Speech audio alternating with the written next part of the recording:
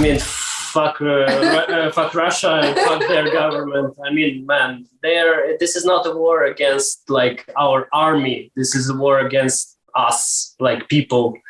And day by day, we're fighting this war. We're like on the front lines and in the cities, and we hope for Europe and the world to help us out a little bit with weapon and some other support like humanitarian support, and we surely will not give up, because there is no such option for us to give up, and because they're just gonna kill us. That's the point. If we're gonna give up, we're just gonna like end as a country, as a nation. Yeah, and as people, because if you know what happened in Bucha, Bucha is Kyiv, next to the Kyiv, the little city.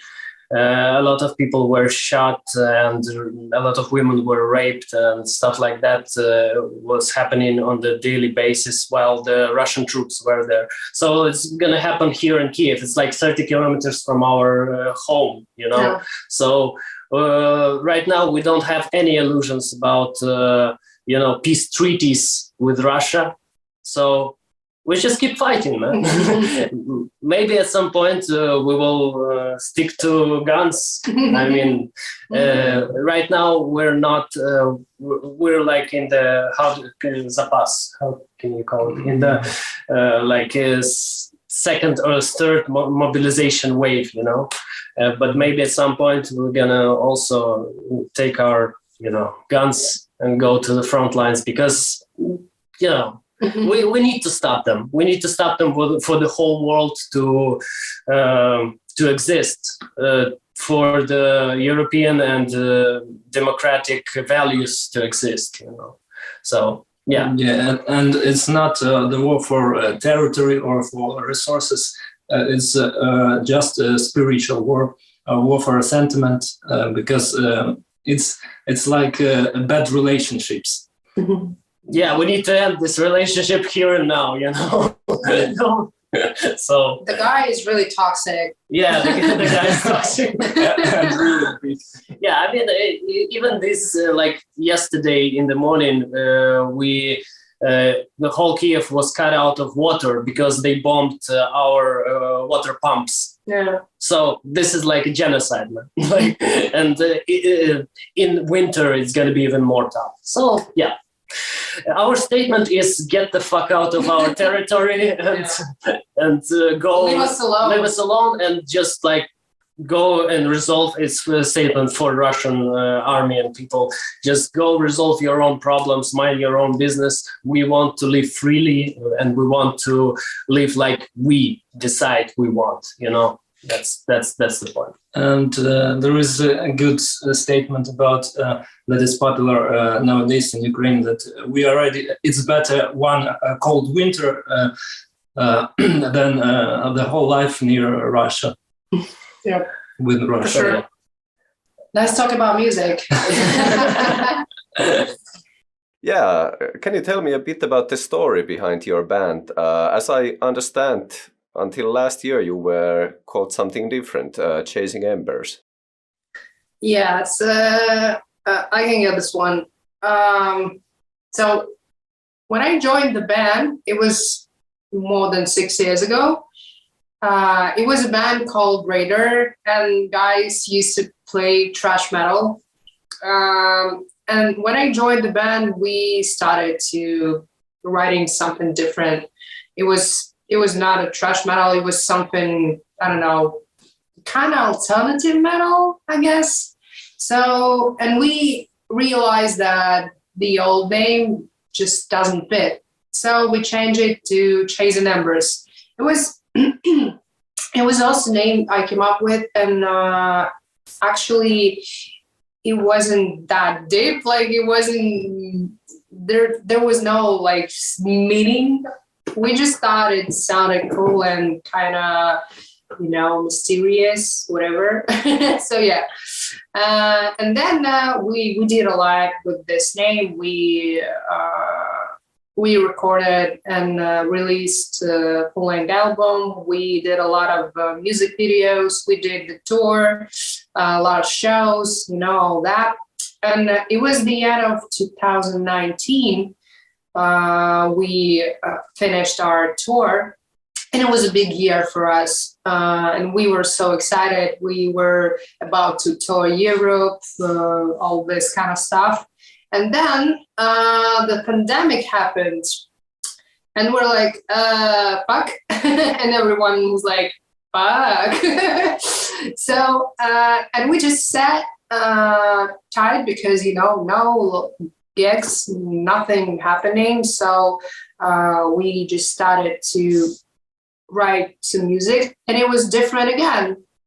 And we thought that, oh, Jesus, our name just doesn't fit again.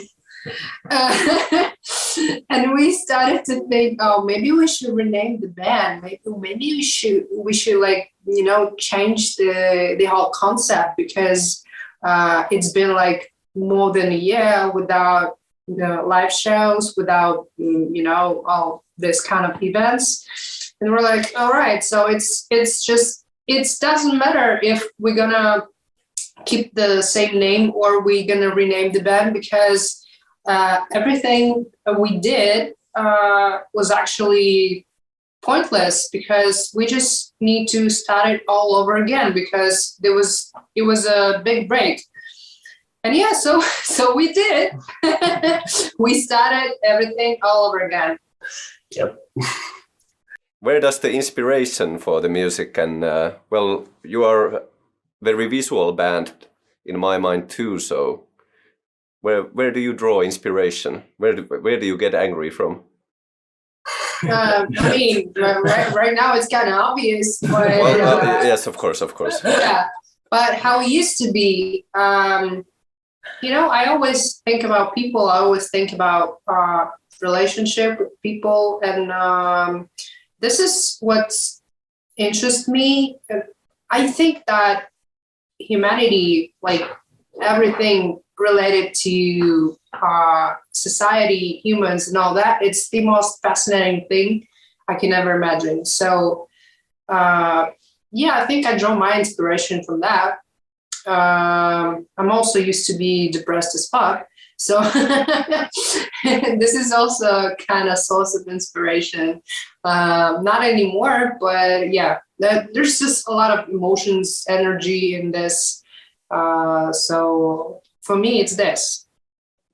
Yeah, and two more like obvious inspirations, because we kind of grew up on certain bands. We like the more bouncy sound and stuff like that. So I guess we can say that we inspired by this wave of early 2000s new metal in a way. Sure. So a lot of inspirations from there, and also a lot of inspirations from modern music, like modern rap music, modern electronic music, and stuff like that. I think I have this theory that rock and roll, like it used to be in the 2000s and 90s, it's dead in a way that new rock and roll is rap. In a way, this new rap artists are more rock and roll than the rock artists. So this is for me, rock and roll is about the energy. So to express this anger, to express the disappointment, and maybe to have this catharsis, inside, and let it out. That's rock and roll, and that's how we kind of draw. This is how we roll. Yeah. Okay, so maybe Vlad can tell us something. I wrote a lot of music for Chasing Numbers, and my inspirations was my feelings, my inner world. That's why there are a lot of melancholic and some more soft stuff. But now my inspirations are, for example, is everything it's not an inner world, it's more outer world, because there's a lot of interesting stuff happening around us.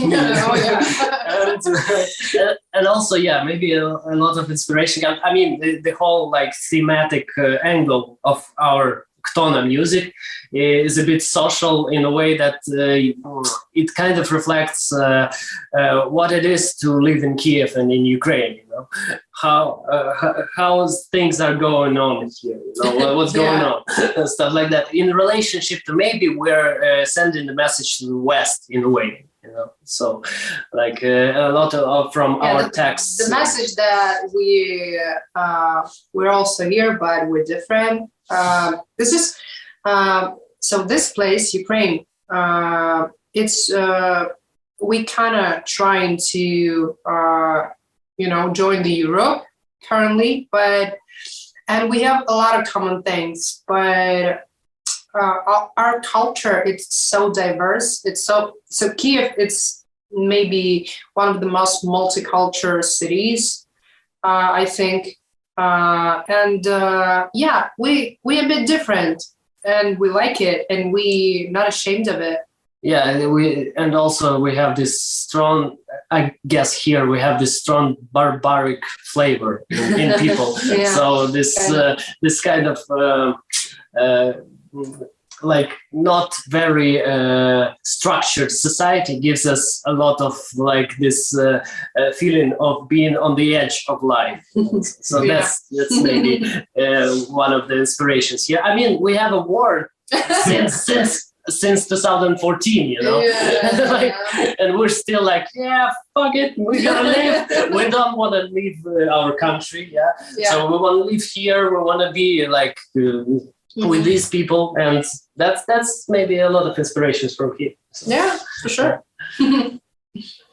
Let's talk a bit more about Kyiv and Ukraine. As you said, you have a lot of experience already about, reinventing the band a couple of times again already. So what is your view of the metal scene in Ukraine? Of course, current situation not included. It's very sad right now. It's going to be a sad topic. I mean, until pandemic, it was, I would say, promising. We had a lot of like really cool bands, but right now it's just few of them. I mean, after pandemic, and I mean after the war started, it's just few of them. Like the biggest one. I mean. You know them for sure, like something like Ginger, Space Variations, that kind of stuff. But other than that, I would say it's pretty dead right now. So it has its potential for sure, but right now the problem is we don't have a scene to perform on, that's the clubs you mentioned. After the pandemic, two the biggest club venues for performing, they were closed, and on their place were built some shops, like 7-Eleven, you know. Something like that in the place where there used to be like a house of metal. One of the biggest clubs in Ukraine, the biggest, most big metal club, was closed during pandemic, and it was the club. We also had few shows, and it was a great club. So a lot of memories. Now Kyiv musicians, for example, have an ability to perform in two little clubs. I mean, it's if we talk about metal, like metal, metal, rock, metal and rock. But for electronic music, it's more possibilities. For sure. And also, what I wanted to say. Fuck it, I forgot. I would say that it was promising, but now it's rather frustrating. Whole metal in Ukraine is right now. in America, I know that there is a term, SoundCloud rappers, like rappers who just post stuff on SoundCloud. It's right now in Kyiv, it's like a SoundCloud metal. So everyone is just posting new music I'm doing nothing. Shooting some videos, and that's it.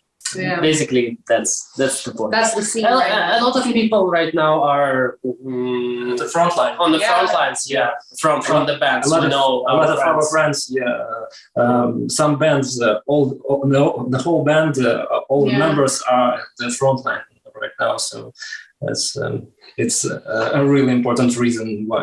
That's just the reality we live in right now. So, But we're not gonna give up. Anyway, I mean, we're still all of us.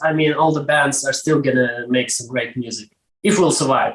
yeah. And it's kind of you get some new kind of motivation, because when you're waking in the morning and oh shit, I need to finish this song today, and I need to post it right now, because maybe tomorrow I will want to. Because maybe there's no tomorrow. Yes. Yeah. If we could take a look in the future a bit, how do you see the future of KTHONA? And as I understand, you are writing new music. Yep. We were on a break. Yula was in different countries right now. She came back. Yeah, I came back like 2 days ago. It was a long break and a lot of reflection. And now I think we're gonna do something different again. because why the fuck not? but without changing. But we will keep the name, because the name is. I'm exhausted with keeping up. The name is genius. The music is not, but the name is good. This changing they don't work. This thing we tried a couple of times. Nah. The name doesn't work. And what's the plan? I think we're gonna gather right now one more time and try to write something good. We're not limited with a style, but it's still gonna be, I think, a lot of aggression. And also a lot of love. I don't know about that. Yes. I hope. We'll see. So that's the plan for future. We're not gonna. Me and Vlad, we have our solo projects. We do some electronic and other types of music, and Yula is right now writing. And Yula has alcoholism, so she doesn't have a solo project. She doesn't have energy for that. I'm joking. No, she writes new songs, and she will share it with us very soon. Maybe we will start with that. Maybe we will work on my songs, and maybe something gonna happen. So something good or bad, I don't know. That's the plan. Yeah.